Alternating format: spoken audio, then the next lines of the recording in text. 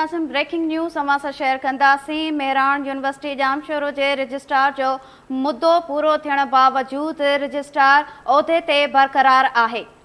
Registrar मुद्दो पूरो थियण बावजूदि उहिदे ते बरक़रार आहे। कराची मां ही ख़बर अवां सां शेयर कयूं पिया।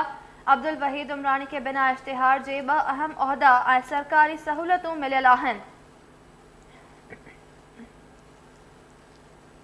अब्दुल वहीद उमरानी जो मुद्दो 2019 में पूरो थी चुको आहे। खेसि 2016 में बिना इश्तिहार जे रजिस्ट्रार मुक़ररु कयो वियो हो। इन जा तफ़सील मालूम कंदासीं। असां सां गॾु टेलीफोन लाइन ते मौजूदु आहे कराची मां KTN न्यूज़ जो रिपोर्टर इम्तियाज़ मस्तोई। जी इम्तियाज़। जी बिल्कुल, Mehran university of engineering technology Jamshoro में कानून जी जेका लताड़ आहे उहा साम्हूं आई आहे। माली बेज़ाब्तियत में मुलविस अब्दुल वहीद उमरानी मुद्दो पूरो थियण बावजूदि बि रजिस्ट्रार जे उहिदे ते मौजूदु आहे।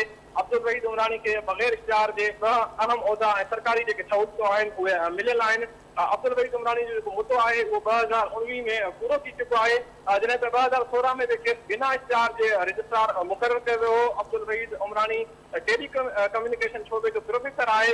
खेसि सुप्रीम कोर्ट जे हुकुम ख़िलाफ़ एडमिन पोस्ट ते मुक़ररु कयो वियो आहे।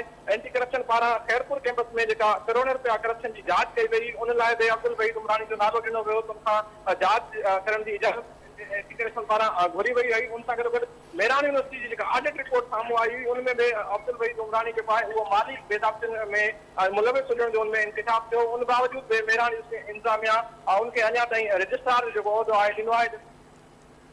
ठीकु आहे इम्तियाज़ मस्तोई, तफ़सील ॿुधाइण लाइ अवां जी वॾी महिरबानी।